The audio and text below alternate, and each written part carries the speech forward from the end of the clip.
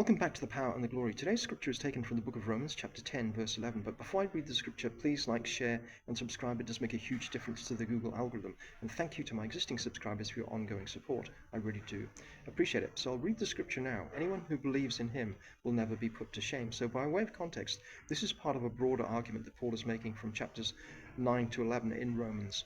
And Paul is addressing the spiritual state of Israel who sought righteousness through works, and explaining God's plan to bring both Jews and Gentiles into his family through faith. Now, this was roundly rejected by Israel, as Israel largely rejected the Messiah too. So God then extended salvation to the Gentiles. Now, faith-based righteousness Paul saw as Old Testament fulfillment, and he cites this in Isaiah chapter 28 verse 16 and Psalm 25 verse 3 to show that this faith-based righteousness, I belief in Jesus over religious rules, is rooted in Scripture. So specifically, this verse refers to Jesus and infers that believers who live a life dedicated to Jesus will be justified and saved by him and spend eternity in his heavenly kingdom. And this applies to Jews and now Gentiles alike too. They will not be put to shame or abandoned through their dedication to him, as will likely be the case for those who instead try and earn their way to heaven through their own righteous works. So let's now look at the main themes of the scripture, starting off with everyone now has access to salvation. So this means that the promise of not being put to shame now applies to everyone who believes in Jesus, regardless of their race or cultural background, i.e. both Jews and Gentiles. Second theme is this: believers will not be put to shame. Believers will not be put to shame, meaning that their devotion and ongoing disciplined commitment to Jesus will bear fruit, and they will not face condemnation or disaster as non-believers will for believing their own righteousness, as I've said before.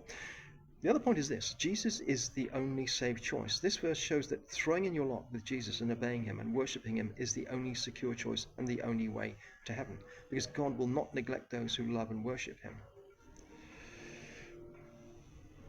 The next theme is this: salvation is by faith, not works. So self-help won't help us or save us. Self-reliance won't work. Salvation is only attained through faith and strict adherence to the scriptures, and not earned through a lifetime of good works or self-righteous legalism, i.e. adherence to religious laws. Salvation is grace from God through faith. Above all, it's all about Jesus, this scripture. Although not directly named here, the belief required is the belief in Jesus, acknowledging his divinity and the truth of the resurrection. The belief mentioned is specifically on the person of Jesus Christ, acknowledging his divinity, sovereign power, and resurrection. So in summary, the salvation offered by Jesus is only available to all those that choose to obey and worship him. Your good works won't be enough for you to get you to heaven, but your obedience to Jesus and your love and worship of him will.